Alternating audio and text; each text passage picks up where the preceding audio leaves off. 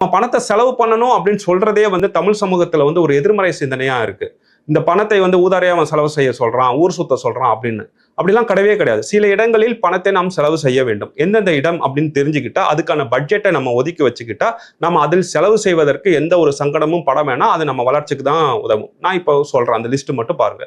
First எந்தெந்த விஷயம்லாம் நம்மளுடைய நேரத்தை குறைக்குமோ, பாதுகாப்பை உறுதிப்படுத்துமோ, அதுக்கு நீங்க செலவு பண்ணணும். எடுத்துக்காட்டுக்கு ஒரு வாகனம் வாங்கணும்னா, அந்த வாகனத்தை நீங்க கண்டிப்பா வாங்கி தான் ஆகணும். இல்ல நான் சிக்கனமா தான் இருப்பேன், நான் டூ வீலர்ல தான் போவேன்னு சொல்லவே கூடாது. கார் வாங்குகின்ற வசதி இருந்தால் கார் வாங்கி தான் ஆகணும். கார் அப்படிங்கிறது ஒரு ஆடம்பரம் கிடையாது. அது ஒரு அத்தியாவசியமான பாதுகாப்பு வாகனம். ஒரு இடத்துக்கு போயிட்டு வரீங்க அப்படின்னா, அதுல நீங்க ரயில்ல போனீங்கன்னா ஒரு 12 மணி நேரம் 20 மணி நேரம் ஆகுது அப்படின்னா, விமானத்தில் போகனா உங்களோட நேரம் மிச்சப்படுத்தும் அப்படின்னா நீங்க விமானத்தில் தான் செல்ல வேண்டும். அதாவது லிஸ்ட்ல முதல்ல இருக்கிறது எதெல்லாம் உங்களுடைய நேரத்தை குறைவுபடுத்துதோ அதுல நீங்க செலவு செய்யணும். ரெண்டாவது, உங்களுடைய உடலை வலிமையாக வைத்திருப்பதற்கு நீங்க செலவு செய்யணும். ஜிம்முக்கு போறீங்களா, ஸ்விம்மிங் போறீங்களா, இல்ல டென்னிஸ் கிளாஸ் போறீங்களா, இதற்கெல்லாம் நீங்கள் வந்து கண்டிப்பாக செலவு செய்தே ஆகணும். கணக்கு பார்க்கக்கூடாது. உங்களுக்கு மட்டும் இல்லை, உங்க குடும்பத்தினருக்கும் செலவு செய்யணும், உங்க பிள்ளைகளுக்கும் செலவு செய்யணும். இது லிஸ்ட்ல இருக்கிற ரெண்டாவது செலவு.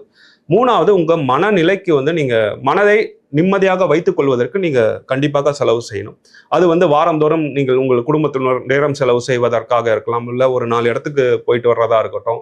அந்த மாதிரியான மனதை வந்து தூய்மையாக அமைதியாக வைத்துக் கொள்வதற்கு செலவு செய்வதற்கு கணக்கு பார்க்க கூடாது.